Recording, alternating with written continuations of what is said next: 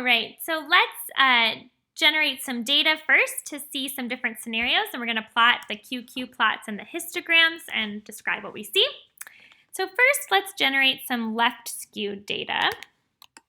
So I had some information in the slides on how you can generate different types of data.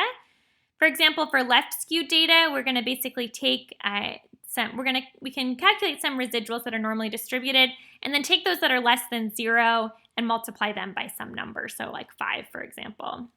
So let's do that. So I'm going to first create some residuals. I'm going to use the rnorm function. These are going to be left skewed. And I'm going to generate, let's say I'll generate 1,000 of those.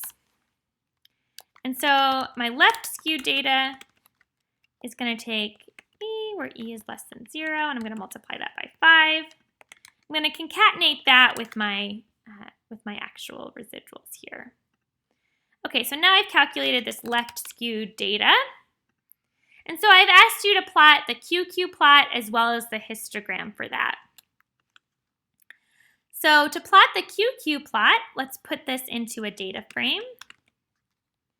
And so we can call this E left. And I put that in a data frame called D. I'm going to load the ggplot2 package. And I'm going to plot, the sample is going to be this E left. And I'm going to use geom QQ to plot the points. And then I'm going to use the geom QQ line to get a nice reference line. So let's run that and see what we get. Okay, so this gives us what we see when we see left skewed data. And I think this is really helpful because it gives us kind of a really nice visual for what we would expect when you have left skewed data. You'll see the points really fall off the line beneath the QQ line, especially on the left side. And we can also do a histogram.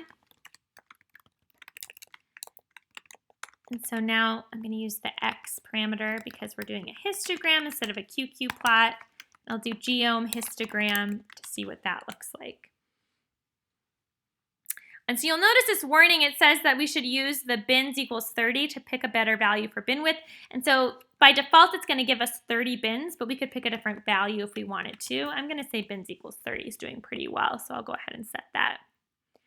So this is what that left skew looks like. Notice on the left side, we've got this kind of big tail here, this skew. So this kind of gives us a sense of what that might look like. We could run this a couple times and we'll get a different answer each time because I haven't set a seed yet, just to kind of give you an idea for kind of what you should expect. But I'm going to go ahead and set a seed now so that we get the same thing every time. All right. Now let's plot some right skew data. So I'm going to call this chunk right. And so I'm going to just add to my data frame D here. And now instead of taking where we have E less than 0, I'm going to do an E is greater than 0. Oops. So I'm going to take E right is going to be, where E is greater than 0, we're going to multiply it by 5. And I'm going to add it to this D data frame here. So now my D data frame, oh, right, it's not going to actually be able to be added exactly because they're not going to have the same number of observations, so I'll just create a new data frame. I'm going to call this E right. E right. All right, and now we can plot this. So let's first do the QQ plot. So I'm going to use the sample parameter because I'm doing a QQ plot and that's what R wants. Do geom QQ to get those points, geom QQ line to get that line. And there we go. So now when we've got some right skewed data, we'll notice that above this QQ line, we see the points falling off kind of pretty dramatically when we've got this big right skew. Now what if instead of times 5, I did this times 2? Let's see what that looks like. So you'll notice here I've got less of a skew, and so it falls off the line less.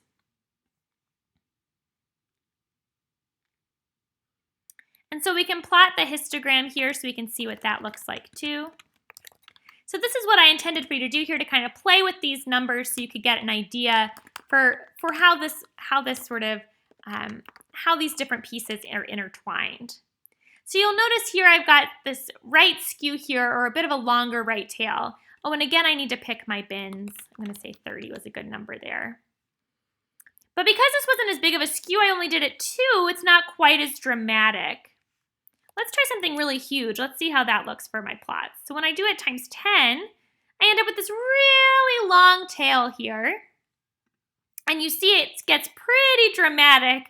What it looks like here is I'm kind of falling off my, my theoretical QQ line.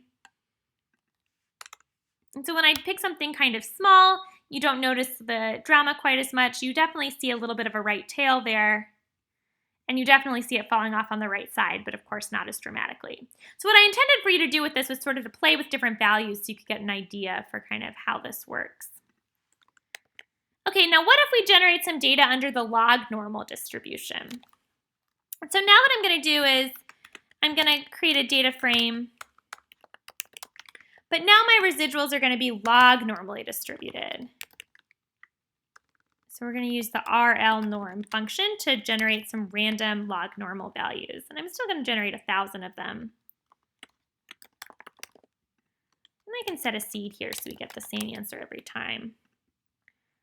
And so now let's plot and see what that looks like.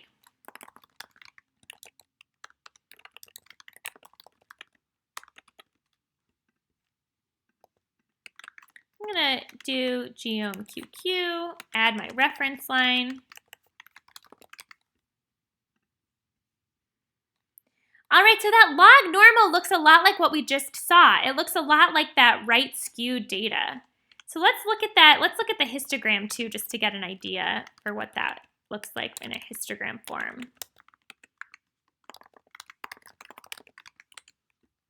And so you'll notice again, it looks a lot like that right skewed data. And so this kind of gives us a sense.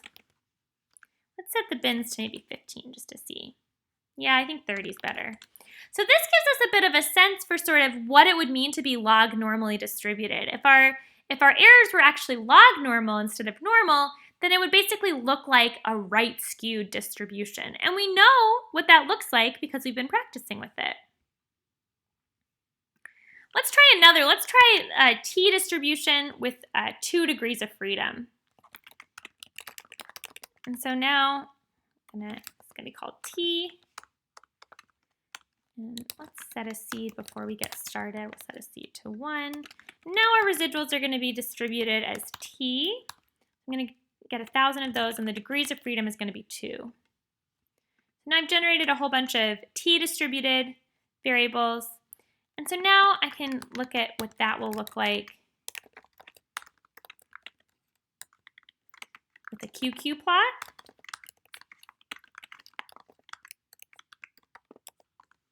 Let's see.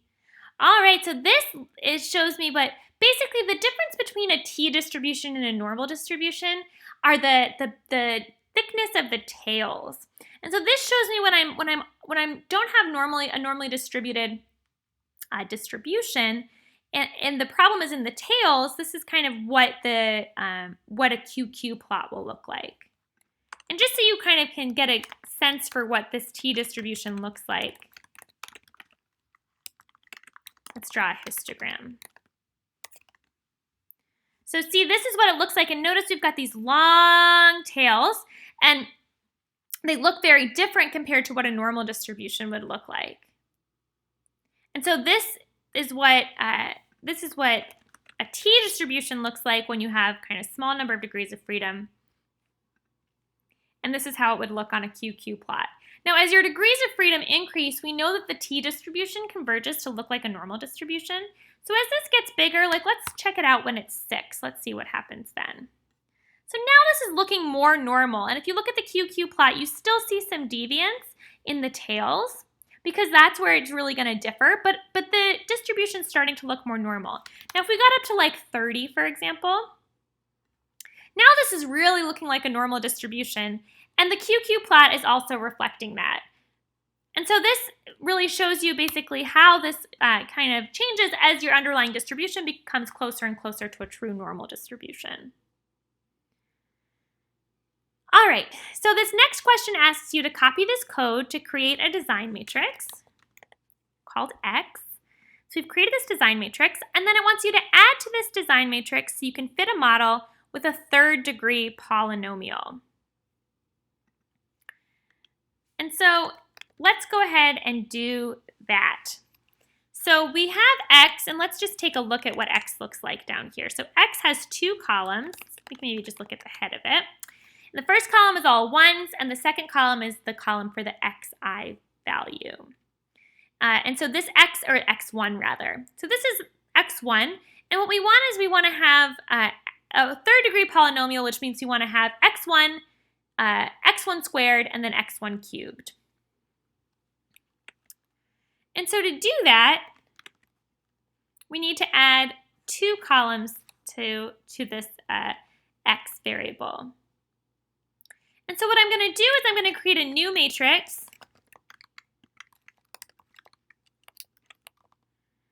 And the x1 is just, this is the second column of my design matrix here. So I'm going to pull that out. This is just that column. And so my first row of this matrix, or my first column rather, is going to just be the ones for the intercept. My second column is going to be x1. My third column is going to be x1 squared. My fourth column is going to be x1 to the third power.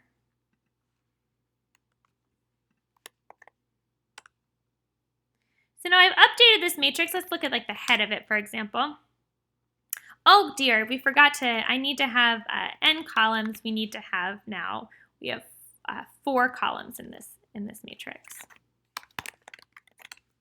Okay, so now we've got 1 for our first column, we have x for our second, x squared for our third, and x cubed for the second, or for the third, for the fourth column. And so now, so this is going to be create x, and now we need to fit a linear model for this. And so we have our y, we have our x, and so we know to fit a linear regression model if we want to get the beta coefficients, then we need to do solve the transpose of x times the transpose of x times y. So that's going to be our variable. So this is our beta coefficients. This is beta 0, our intercept. This is the coefficient for the linear portion of x. This is the beta coefficient for the squared portion of x. And this is the beta coefficient for the cubed portion of x. And so now we need to calculate the expected change in y given a change from the 25th percentile to the 75th percentile. And so the first thing we want to do is we want to get our Q1, so for our 25th percentile. So I'm going to take the quantile,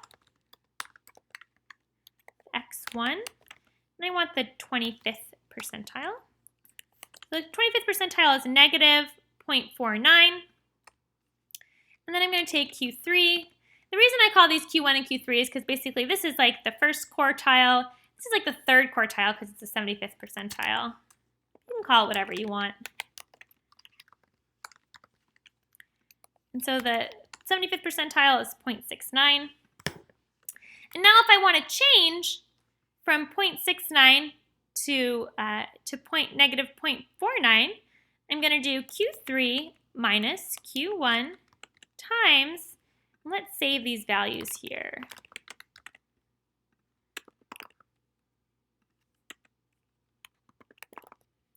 So it's going to be times beta hat 2. And why is it 2? Well, because beta hat 1, the first one is going to be the intercept. The second is the linear portion. The third is the quadratic or the squared portion.